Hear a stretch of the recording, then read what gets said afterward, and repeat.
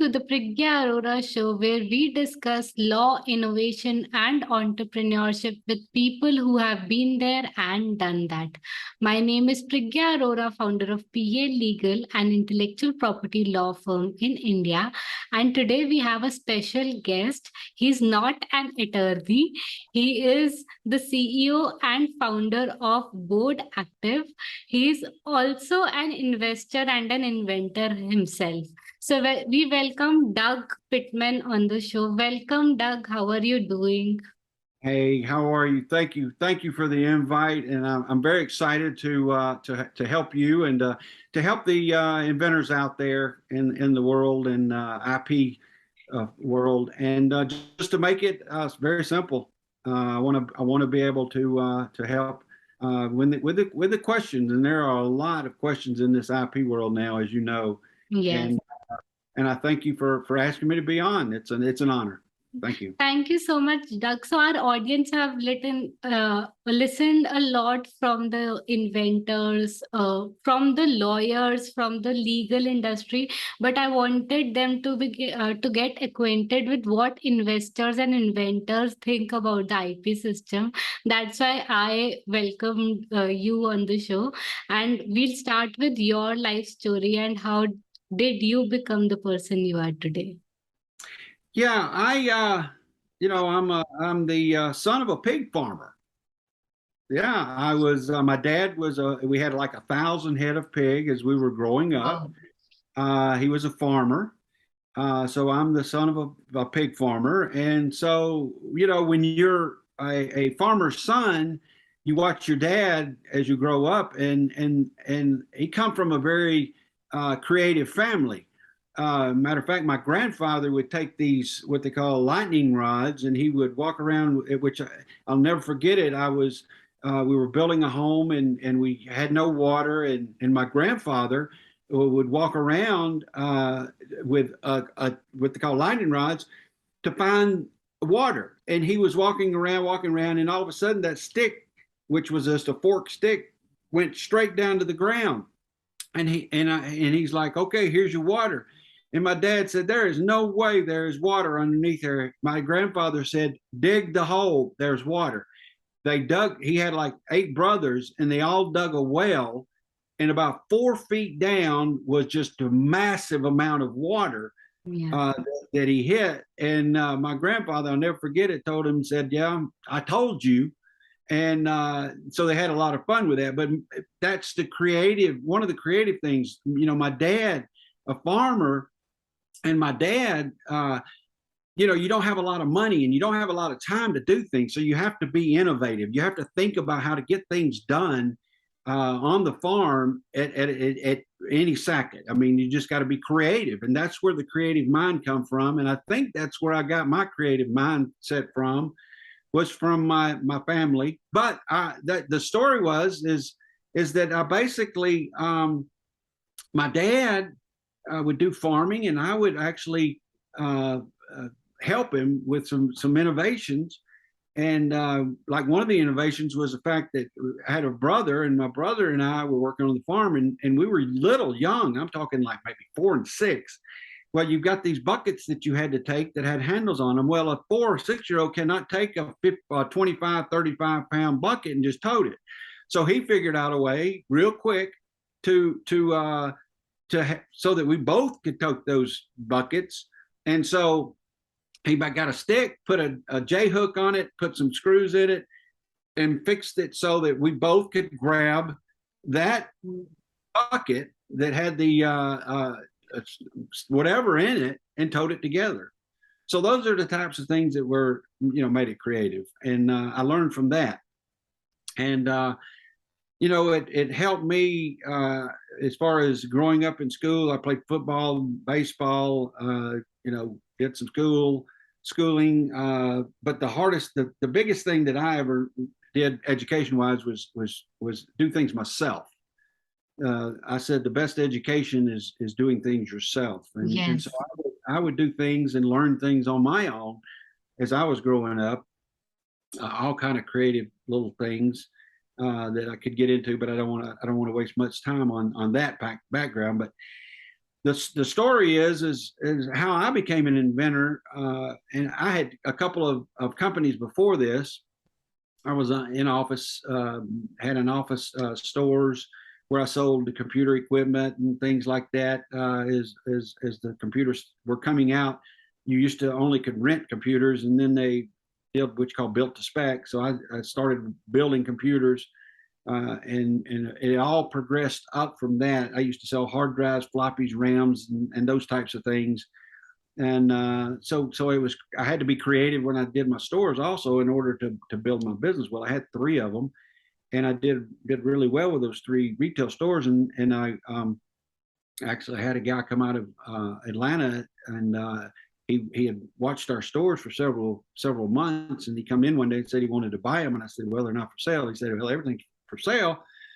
And he made me an offer that I couldn't refuse. So guess what? I sold 3 computer retail stores. Now I had expected, I was going to expand that to make it so that I could grow it into a franchise business with hundreds of stores. But he paid me so much money. I said, okay, I'm okay. So I rested a little while. I like backcountry hiking. Yeah. I hike the Appalachian Trail. I love backcountry hiking. I've hiked 17 days with a backpack. Wow. Yeah, and so you have to put your food. I've gone down rivers, got out, hiked on mountaintops, 15,000 feet mountaintops out in the West. So I'm an adventurer also. So that's part of the inventive process, is your mind is always being creative and thinking and exploring. You're an explorer when you are a inventor. And so you've got to have that ability to take thoughts and put them together and make it a solid idea. Wow. So, but moving on from that, I was taking I actually did another company. I was a inventory control and data management supply chain in the U.S. And I actually built that company up, and actually did a big Fortune 50 companies warehouses, set that up, and actually did one in the beginning and ended up doing 14. They come out, and a guy out of Minnesota, a company out of Minnesota, come and bought those because they wanted that account, and so I sold that. So that was another creative mindset how to do things. So this one was, I was taking my son to Samford University in Birmingham, Alabama, which is about 200 miles away from Atlanta, Georgia, and we were going to Samford, and which is a really, really nice college for smart people. They over here, it's the kind of the Ivy League school of the South, we call it. I couldn't even cross the T's and dot the I's to get into that school, but my son could. But he's very, very intelligent. But we were going down the interstate highway, and I saw a beautiful billboard, a beautiful creative. But as we were going by that, I didn't know what it said. I didn't know what it meant. I didn't know who they were. I didn't know what they were trying to get through to me, but it was one heck of a beautiful creative. And I looked at my son and said, what did that say? He's like, I don't know. The mind started thinking. Now you got to think, I'm pretty sad, I'm okay. I enjoyed backpacking. I'm doing all of these things. Yeah. But my creative mind started thinking, oh my goodness, how can you connect? I wasn't going to go up to the next intersection of that road and turn around and come back and look at that billboard or that creative. Yeah. I said, how can you connect a brand to a consumer? Wow. Can you just by looking at something that is not, there's no way that you can, we all do it. We've seen it. We think about it for about 5 seconds, but then when you go down the interstate, boom, there's another billboard or there's another creative. So you really don't think about that as you're around those types of businesses. So I said, you know what? There's got to be a way to bring that creative and that brand back to me as a consumer. Now I'm coming in as a consumer. I'm thinking, how could that happen? Now, me being in marketing and me being in technology, because I was a former Microsoft certified CNE, which was back in the late 90s. That doesn't even exist anymore, I don't think. But I was certified CNE engineer. I was proud. I could program and do things.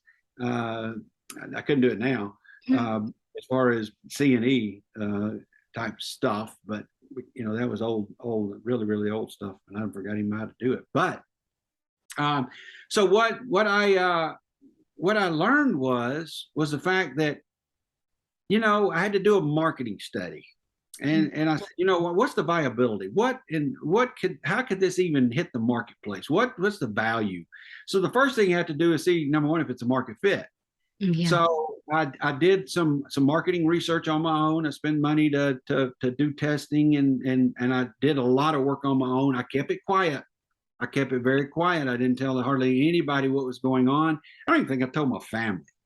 I mean, that's just one thing that, you've got something when you're an inventor, you've got to think ahead, way ahead. Yes. So I never really, I would get my son to do things, some of the crazy things like, well, as you're riding down the road, give me the lat long of that particular billboard. So I knew it was going to be something to do with distance, but I didn't really know what. So I did the marketing study. I saw the viability of it. I saw that there was a massive amount of opportunity there, because I did research. I looked all over the internet. I looked everywhere. I actually got people involved in New York, up at the New York Stock Exchange. I knew some people up there, a couple of big brand houses, money houses. And so we just kind of generically, I did some searches and things, and there was nothing. There was nothing, absolutely nothing out there that could connect a brand to a consumer in any way, form, or fashion. So then you have to flip that. You say, okay, wow, this could be really, really huge. So I did my marketing. I saw that the value was there. I did all kind of research, and so I put the value of it in the billions of dollars opportunity. That's as far. I mean, it's just the sky's the limit. I said back now. This was in 2012. So in 2012, the technology back then was kind of weak. You had a website, and then you had apps. Yes. And there was things like plugins and stuff like that. Yeah. And all an app was back then, if you remember, all an app was a mirror of a website. That's it. It mirrored a website, and so whatever a website was, someone would develop an app so that some a consumer could see that website, and that was it. Yeah. And so, but I knew there were plugins. They had these things called plugins, which were just extensions of the website. So I knew that something like that was going to happen, and something like that, we could. We would have to, in order to connect, how do you put a visual down to one of these? It's invisible. How's it going to happen? So I started studying the technology. I knew that apps were going to be big, and I knew that the technology was only going to get better. And so what you have to do is think ahead. Yes. I did. I thought, how are things going to be in the future? You've got to be a visionary if you're going to be an inventor, because you can't just invent on what's current. You've got to be able to be the one that directs it. This whole world was created by inventors. Yes. So you really have to have some creative mindset behind putting a mobile device with something that you can see. Yes. And that's the way we did it. I started thinking on how that would work. And as I was doing that in 2013, after a year and a half of study, I knew that geolocation was going to be a part of it. And I knew that things were going to pull together, API, SDKs, all of that came together in my mindset. And so I started creating what I call a masterpiece in order how can a mobile device connect to a visual or creative. So I've created that. Wow. And so, the thing that I can say is, as I was doing that, I said, you know what, there's nothing out there. I did a lot of searches, tremendous amount of searches when I started my patent talk. I actually went to I was in Atlanta Tech Village in Atlanta. I was working on my own, one person. That's it. It's an incubator, and I would recommend anyone go to an incubator type solution. Now, this was not government fed or government led. This was an individual that was a former.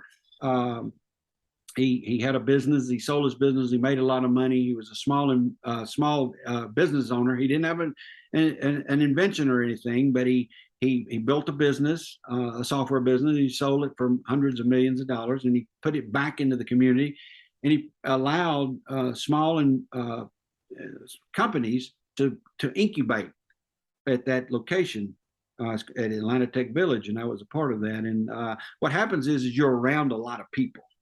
You get around money, you get around investors, you get around in a lot of technical people and such. And so what happens is as your mind develops all these things, I wanted to patent. I actually met my patent lawyer was at Atlanta Tech Village. And an inventor really doesn't know what he's doing when you get into patent. So we started conversations. I said, I've got this I think it's a great idea. And I was enthusiastic and there's just tremendous opportunity. I thought I've done research on it, but then it gets into the legal part of it. Yeah. Then you hit some brick walls when you're an inventor. What happened back then was, now my IP attorney did not tell me this, and a lot of IP attorneys, and it wasn't his fault. It was the AIA was new and things like that was new in the U.S. So, all these 101 issues and things like that that's happening now was not an issue back then. But, we did go over a lot of searches. We did some in-depth searches on our invention, our technology, our possibilities. Was there any prior art? We looked. I paid tons of money for that. Even had a former patent examiner who was a lawyer go and do the work. So it's not inexpensive to do, but that is one of your biggest challenges that you have to do when you're doing an invention. Is you have to have deep dive searches, not just one. And you cannot do it your own. You do not do it on your own. You will lose if you do it on your own in today's environment. Maybe years ago, you could have done it years ago. And you've got these snake oil salesmen out there that are pitching it that, you can do it. You can do it on your own. You cannot do this on your own. There is no way. You've got to have professional help in order to get past this. Even if you think you're smart enough to do it, you can't. You are going to spend a lot of money. You're going to spend tons of money, and you cannot have that money wasted because you did not do quality patent searches. That is number one priority. So get you a team that does the patent searches. That's humongous as an inventor. The next thing that we talked about was, once we got past the fact that yes, you do have a possibility of doing the invention, the next thing is you got to pay the lawyer. Yeah. You've got to pay the lawyer in order to wireframe those patents. He's got to be able, and he's got to be really good, because a patent attorney is writing a book. All a patent is words with description and pictures. That's it. Yeah. You've got to have a patent attorney what you call patent prosecutor. The patent prosecutor has got to be in that field that you are patenting. You do not go get a pharma lawyer to do a technology patent. It ain't going to work. You're going to lose. I don't care what. If a patent attorney says I can do that, and he's a pharma and trying to do technology, that's a sign. Walk away. Yeah. Yeah, do not use secondary folks that says, "Oh, we can do the patents without a patent attorney. It's we can do just as good as they can." No, you can't. In today's environment, it's only because of in today's environment. Yeah, maybe 20 years ago it would have worked. You cannot even take a chance now, because once you get these patents written, and my patents took a year and a half. Took 1 year and a half to write our patents. I have 11 patents that are in the system now in the USPTO. Of those 11 patents, we've got like 8 more that are pending. We have these things. We have them worldwide with worldwide coverage. Correct. Countries. Yeah, and you are not going to be able to go in every country. You don't want to go in every country. It's very, very, very expensive. It's not just expensive to get these patents into these countries to begin with. It's the maintenance fees, the continuations, and all the things that you have to do in order to continue the filings and things like that. What I've done is I went to the PCT. Yeah. So we are a part of the PCT. Now the PCT is it doesn't do anything really for you, but it gives you the ability to go into these all countries and kind of assert your coverages. Yeah. So it's a lead in more than anything else. So with that said, the patent attorney, that's critical. If you do not have a good patent attorney that is focused on what you do, then you are not going to, you're not going to win. You're just not going to win. It's not like it was 20 years ago. I keep saying that it is pure. I'll just say this: it's pure hell. Okay. You are going to if you don't have the patience and the willpower to be able to withstand all the things that are going to happen to you as an inventor. You shouldn't invent it. You really, what happens is with these patents, you do the patent prosecution, you get it into the system, you do patent examinations.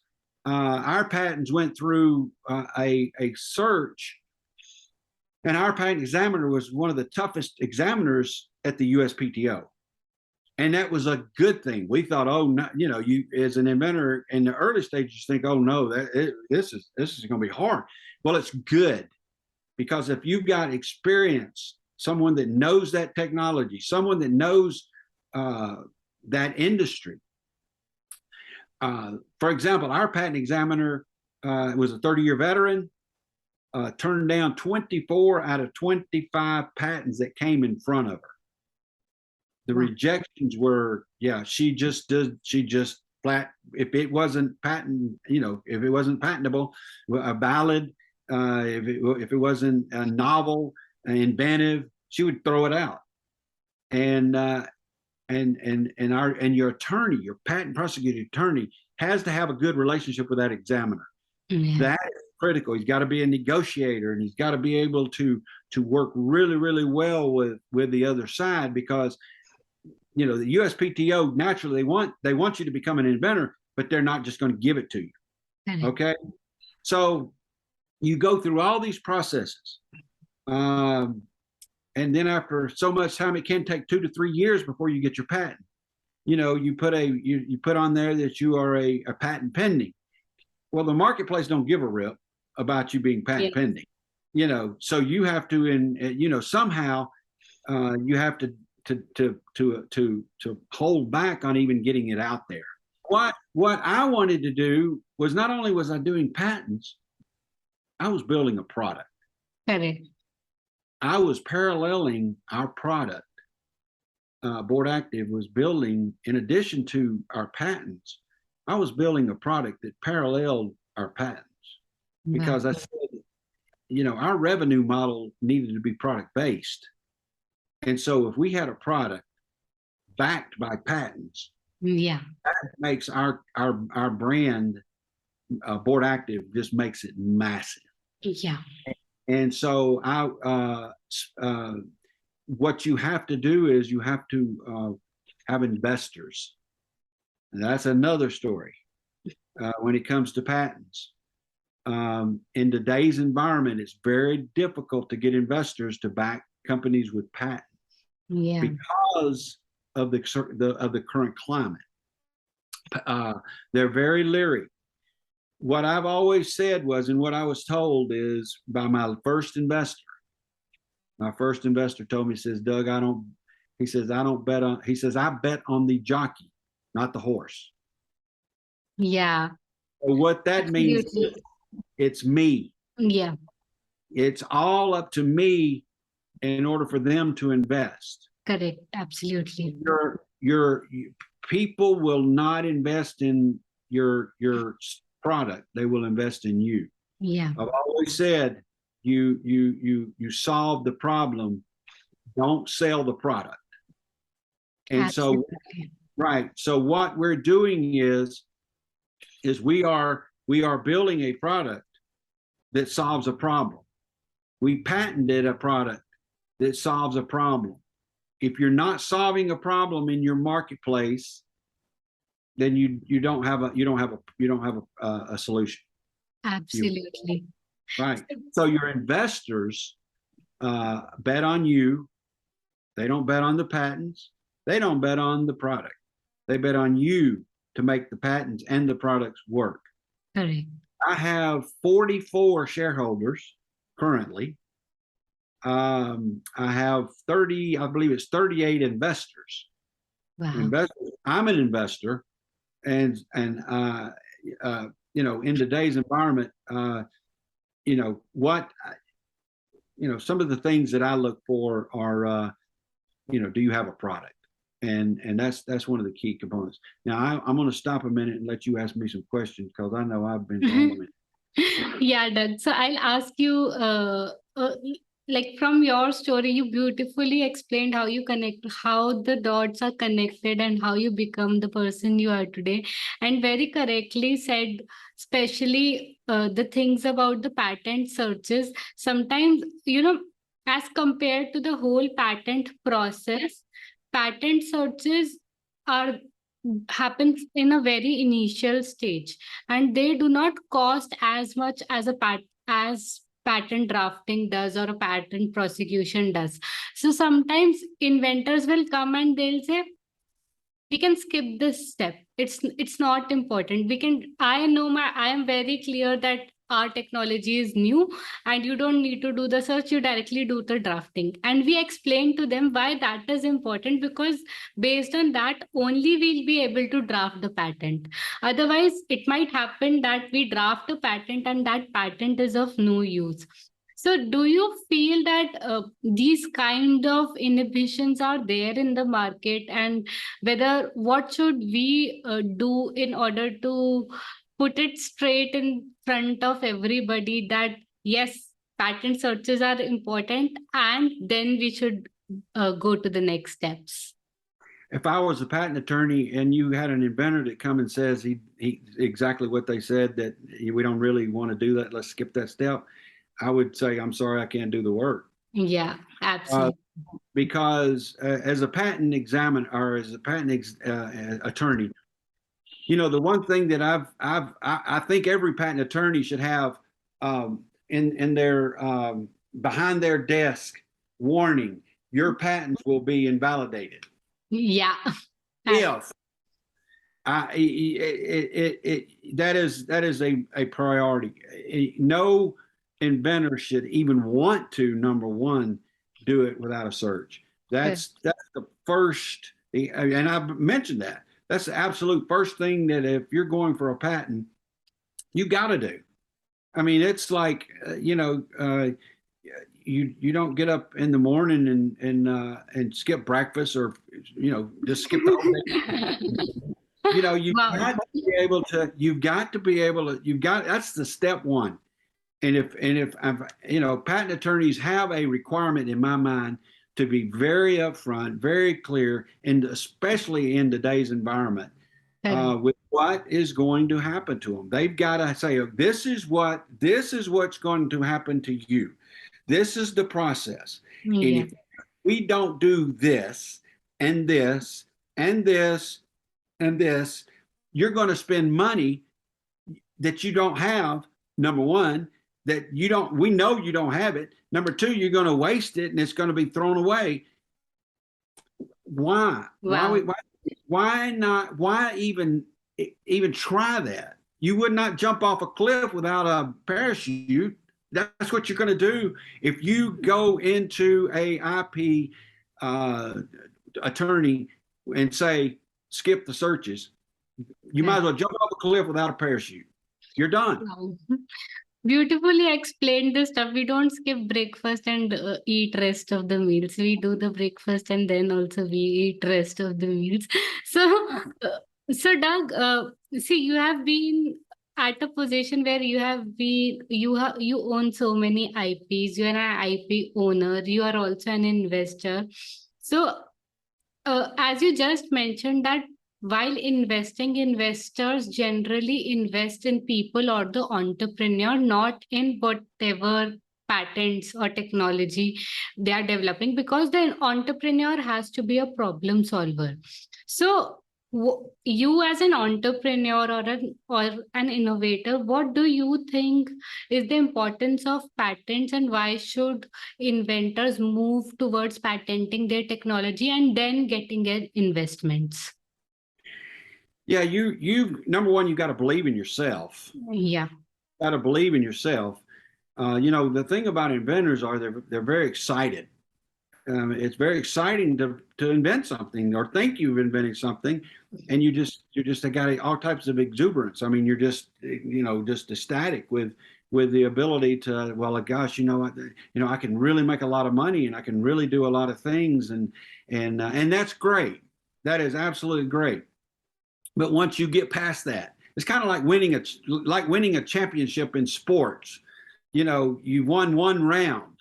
Okay, that's your first round. Now you've got to go to the second round and the third round and the fourth round. You've got to be able to win each round in order to win at the end. It's just like a sports game. You've got to win each quarter, or you've got to win each half in order to get to the end and win. It is a long process, and investors look for inventors or people per se. It doesn't have to be just patents. It could be anything. Inventors basically invest in you, and they believe in you as the CEO and founder of a company. They don't like I said, they don't. A good investor doesn't bet on the product; they bet on the people. And that's what that's my biggest thing is have all your ducks in a row. Don't be long-winded. Be short and sweet. The easiest thing, know how to explain it. That's one of the biggest problems that I've found with inventors is, and I'll ask an inventor, give me your pitch. Oh my God, they come out with 10 and 20 page PowerPoint presentations and stuff like that. You're never make it past round one, because an investor wants to know, give me the net. Give me the net. One pager. That's it. You cannot this. People think even a 4 or 5 pager is maybe too much for an initial investment. You got to have what they call an elevator pitch. So you've got to have all your ducks in a row before you ever start talking to anyone, because if you don't have your ducks in a row and you can't present yourself, you can't present your problem you're solving. They see thousands of people a year. You're not going to make an impact. You're not going to make an impact.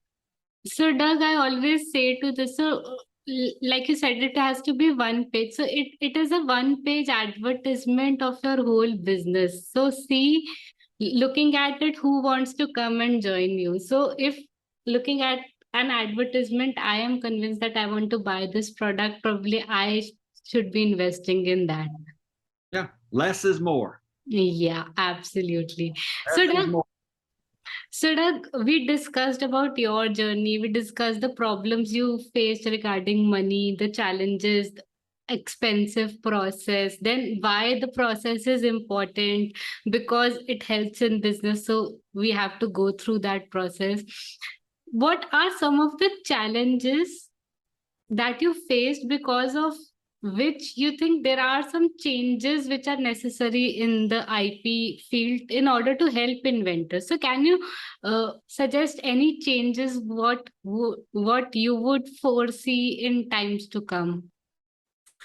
You know, in order to know the value of your patent, nobody can value that. Correct. There, you know, it's like pulling a slot machine at the Vegas slot machines. You really don't know your valuation. Every patent out there, and get this, every patent out there is going to have to go through the legal process in order to be asserted into the marketplace and to get a true value. Correct. I've always said a patent is only as good as its first lawsuit. Yeah. Wow. Patent is only as good as its first lawsuit, because there is no way on this earth that you can tell, okay, this patent is worth this amount or this amount. You know, in my mind, my patent is worth hundreds of millions of dollars, but I have to show that it's worth hundreds of millions of dollars. Absolutely. You're going to have to assert your patents against what you call infringers. Infringers are people that have got your idea, they found out about it somehow, and now they're copying it and putting it out to the marketplace. Correct. What I did was I had a really cool strategy. I knew years ago that this technology, you know, was going to, you know, it's going to do some things. You know,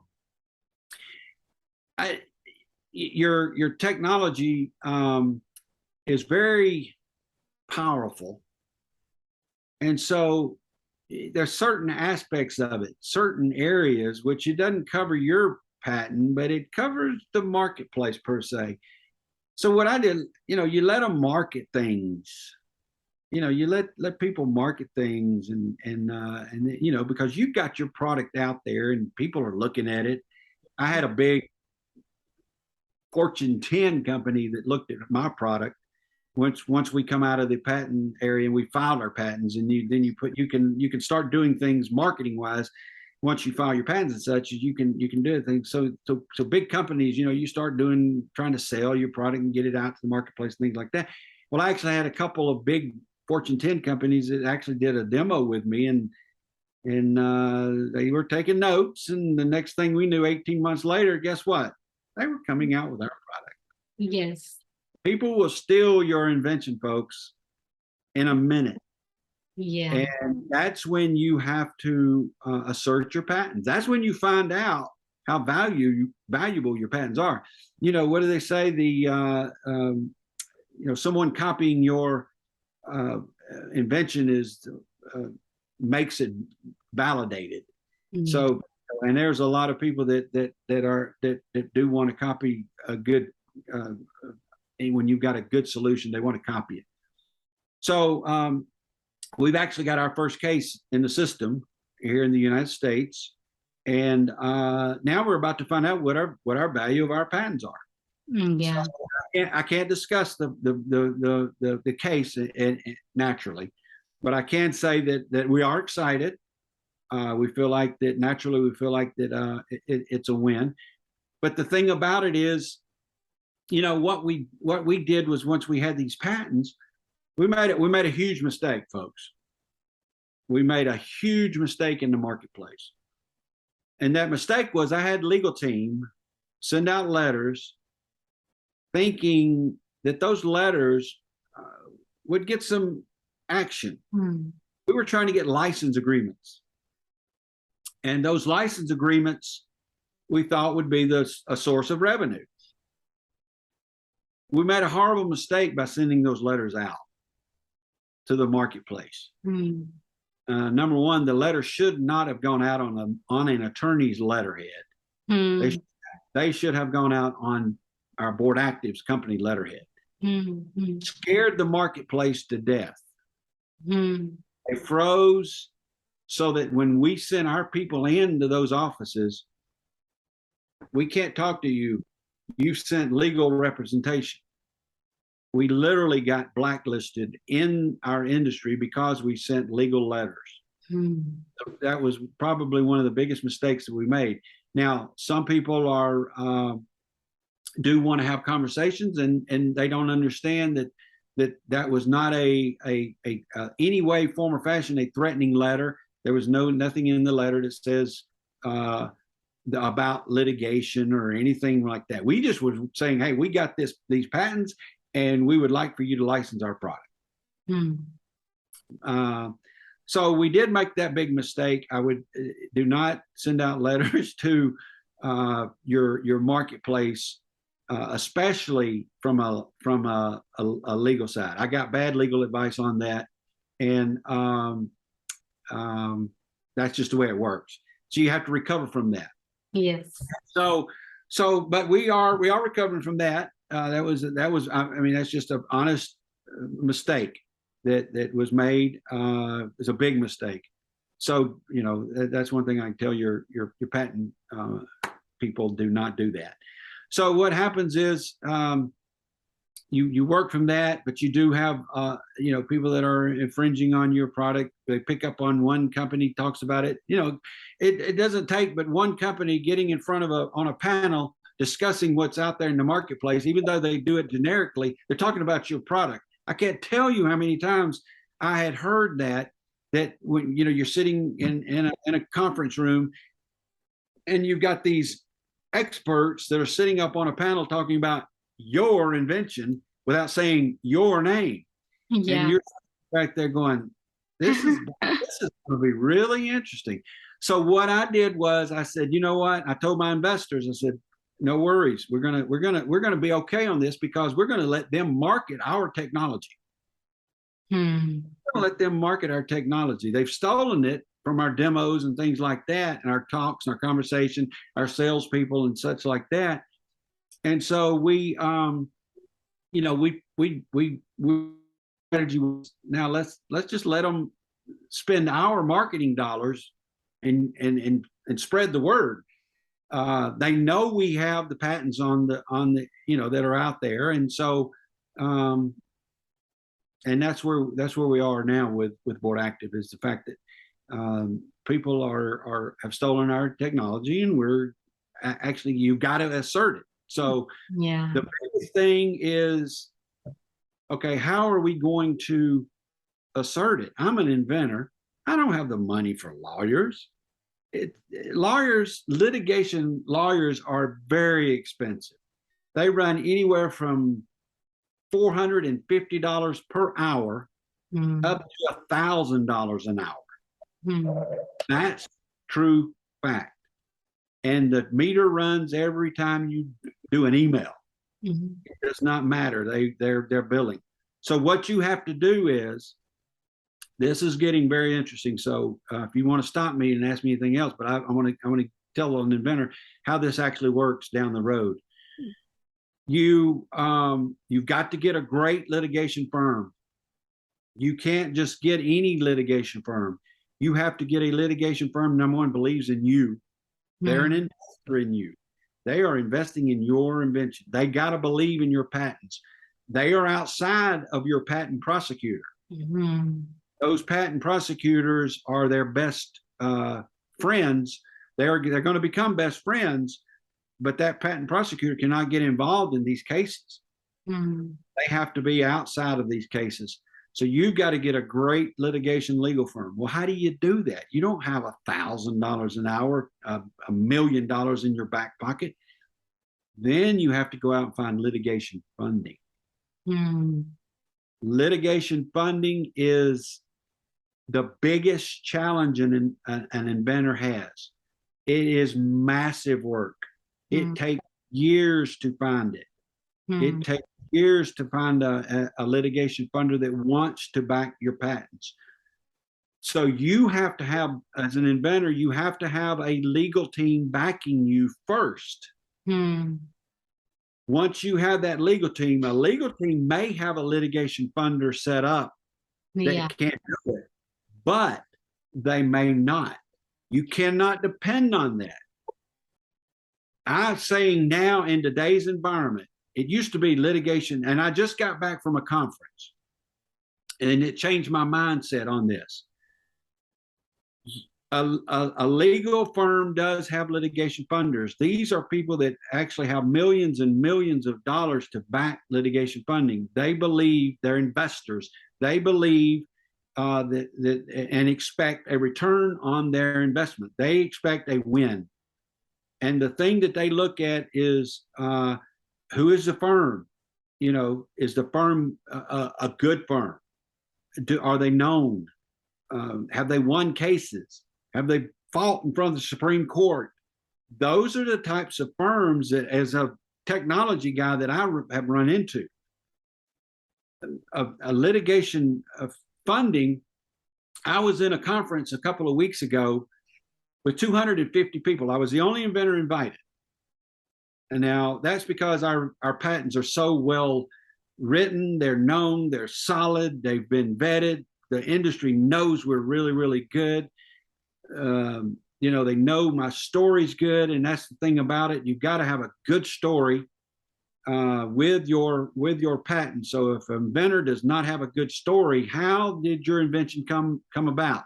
Remember, mine was as I was going by those billboards and I saw it, a beautiful creation. I didn't know what it said. I didn't know what it meant. I didn't know where they were. I didn't know anything about it. You've got to have a good story.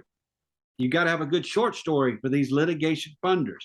But again, I was at a conference. There were 250 people in that conference. There was an estimate given to me that there was over $400 million sitting in that room of 250 people. Actually, it was 249 because I sure didn't have nowhere near that to even be counted. Mine was pennies on the dollar. But there was $400 billion sitting in that room waiting on to fund deals in the IP world. Now, what I did find out in that IP litigation group, being the only inventor in that group, I naturally wanted them to know that there was an inventor in that room. And I within 15 minutes of knowing that there were $400 billion sitting in that room, I'm taking a mic, I'm talking. I'm letting them know without pushing myself on them that I'm an inventor, and here I am. You have to get out there and let people know what you have, but it's got to be short and sweet. It's got to be a short and sweet one pager, not 20 pages. If you don't have a one pager explaining it, you're never going to get to a litigation funder.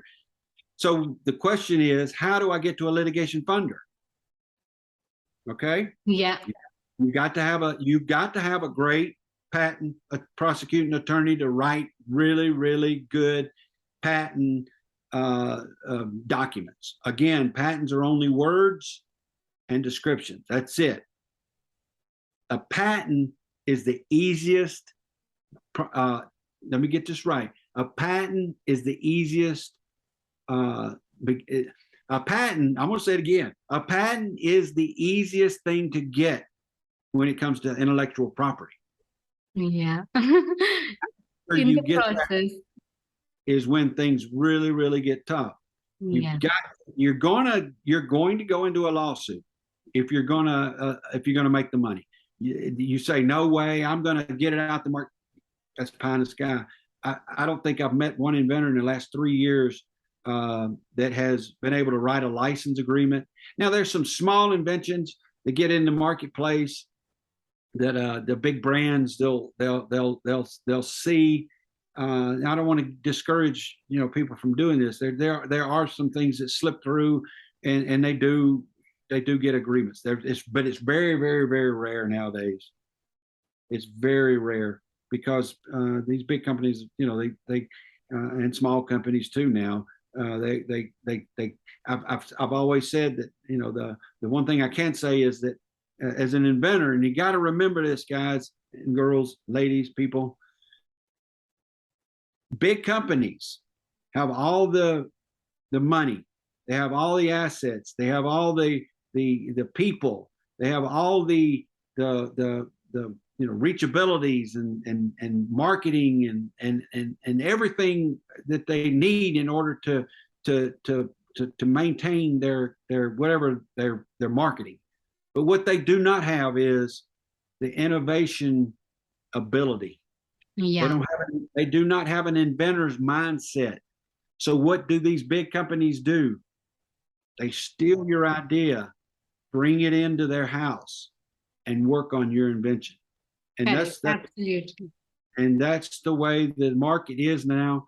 It's, all these pie in the sky snake oil salesmen that say that, oh, you can do this and you can do that and you can file this provisional and that. Don't listen to them.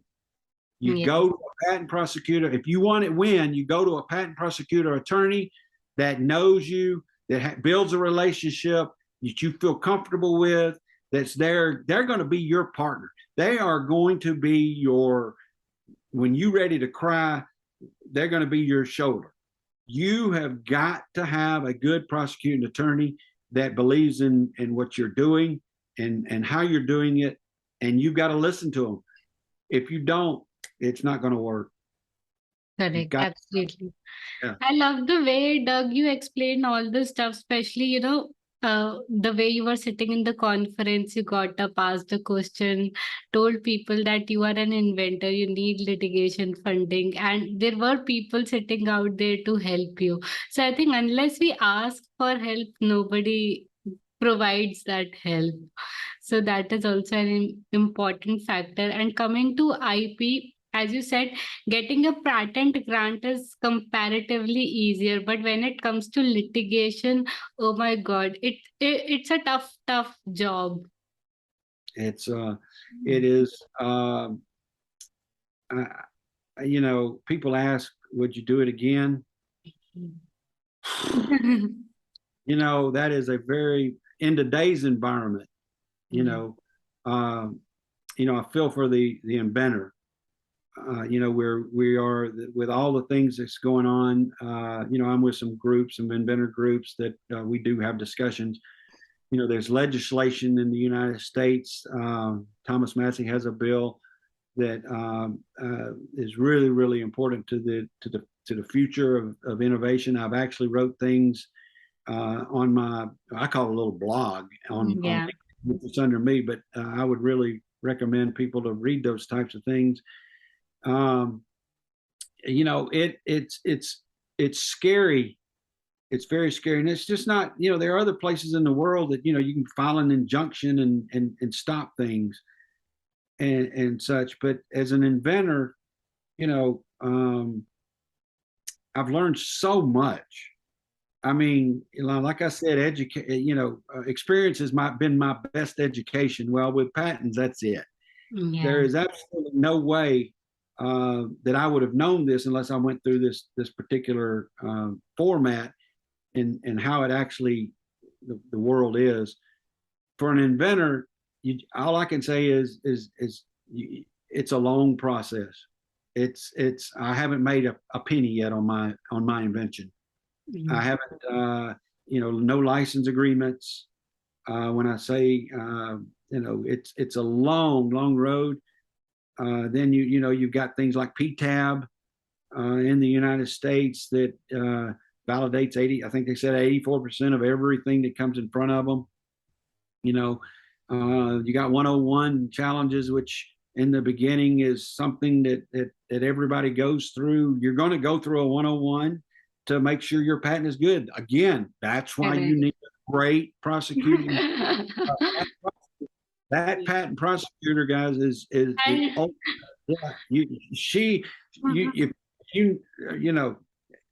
you better. You're a perfect example. I know that's what you do, and what I'm saying is so I was just about to make a comment on 101. 101 is something which our patent professor used to say. It moves like a pendulum. at one point of time it will become pro patent, and at point of time it will become against patent and moves like a pendulum. So it the like if it is in the state of pro patents, you are lucky.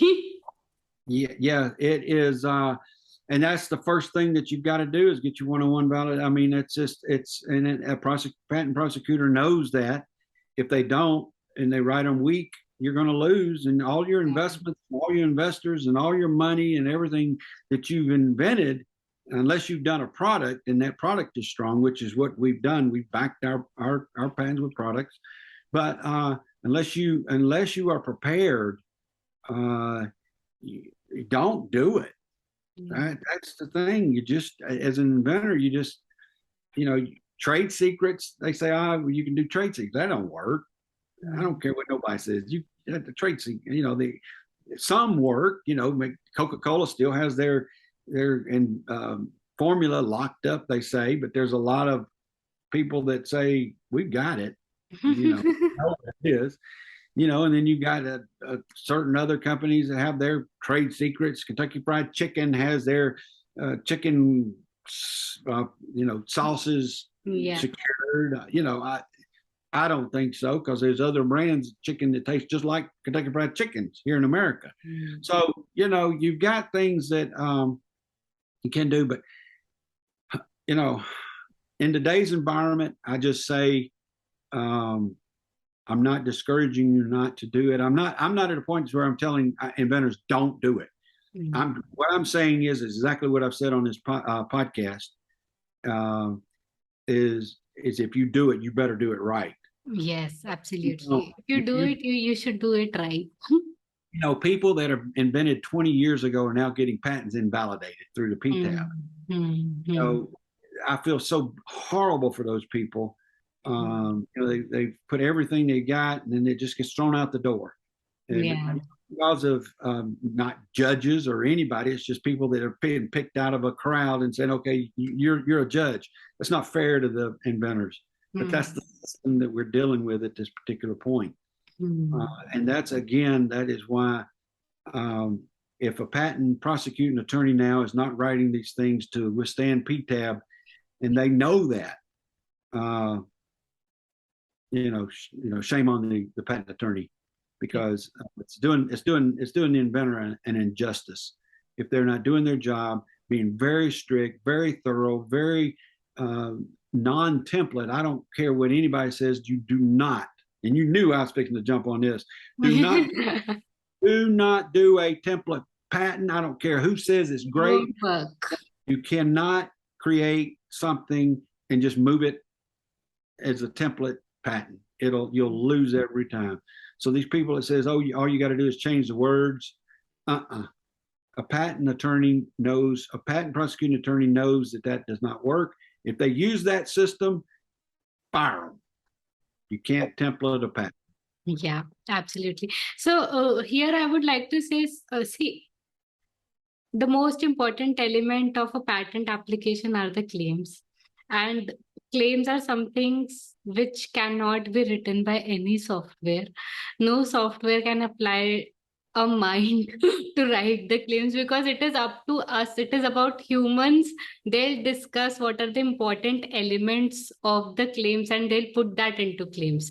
And based on those claims, the applications are drafted. So that is the process, which I currently do not think there is any technology which has taken over, which can produce claims for us. No, absolutely not. That is not there. Like I said, a pharma guy can't not do technology. You've got to know what happened. This is what I did with my patent prosecutor. We sat and I whiteboarded it. We literally whiteboarded it all the way around our building.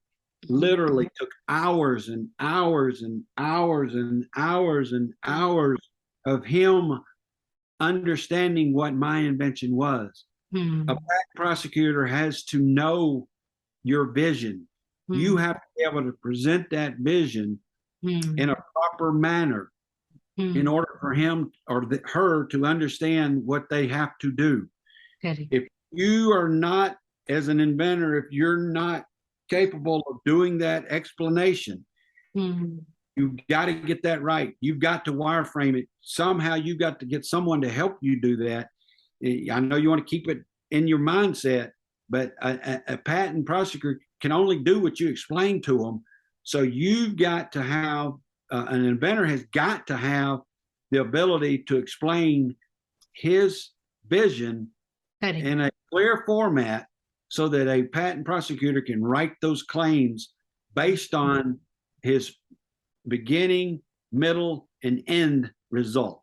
Absolutely. If she sees that, he sees that, then you're going to win in court cases and such. But if you do not have that lined up, it's not going to work. You've got to be able to work with your patent prosecutor, and you've got to be able to spend hours. If you only spend a few minutes with a patent prosecutor, they write a patent, you're in trouble. You say, no, get out of there. It took me a year and a half. My patent prosecutor was like, just ready to, Doug, we're not finishing this until I'm finished. Okay. And he understood that mindset. And that's what made our patents what they call golden patents. Yeah. Me as the inventor and him work together to make this happen. This is a partnership. It's a partnership. And when you get a patent prosecutor and an inventor together, it is a partnership. Absolutely. And it's like anything else. It's a marriage. You literally, it's a marriage. Yeah, absolutely. You have to, because it's never ending. Okay. It's never ending. I've been since 2014 with mine, and we've gotten in some knockdown drag outs, but we love each other to death. That's the way it works. Yeah. And, it's value is in the relationship. So, Doug, now we'll come to our rapid fire round. Answer these questions very, very quickly. These questions are about you, and quick answers, because let's make it rapid and full of fire. Okay. So 3 things that you're grateful for. I'm grateful for my family. I'm grateful for my investors and team, and I'm grateful for my health. Awesome. 2 traits that you think are useful for a career as an inventor. Patience, determination. Wow, awesome. And 1 aspiration you have for the future. To win patent litigation cases. Wow, I know there are pending patent litigation cases, and I wish you all the luck. If you need any support, we are here to help you. And any final thoughts for our audience before we conclude this podcast? Yeah, I want to be leave with the inventors and even patent attorneys that are listening to this. Again, inventors are the creators of a lot of things in this world. If you look around, everything that was created pretty much was done by an inventor. It's really critical that we support the inventor world. Inventors are very, very are some of the poorest people in the world, and we need to find a way in order to help them bring those ideas, no matter what the financial situation is of those IP folks. They are all in need of support, and they have some really, really good ideas, I'm sure. So support the inventor. All of this that's going on is about the inventor. Yeah. The legal system issues, sometimes they forget that the inventor is the reason for this, so keep the inventor as the priority in this world. Innovation is the backbone of the economy. It's in the free market world, it's something that we all should aspire to protect. It's inventors, to me, are endangered species, and we need to protect them with everything we have. Wow. Thank you so much for the kind words. I hope people get to hear this and they're able to help the inventors and grow the economy, have a world full of innovation and full of happiness and joy. Very Thank you cool. so Thank much, Doug, for your time and your willingness to share. Thank you, and may God bless all. Hey there, thank you for attending today's session. If you enjoyed today's session, do follow our channel and consider sharing it with a friend. My name is Priggya Arora, daughter of inspiring parents, alumna of IIT Kharagpur, engineer turned lawyer and entrepreneur, and now founder of PA Legal, where we help creators and innovators protect their intellectual property. Thank you.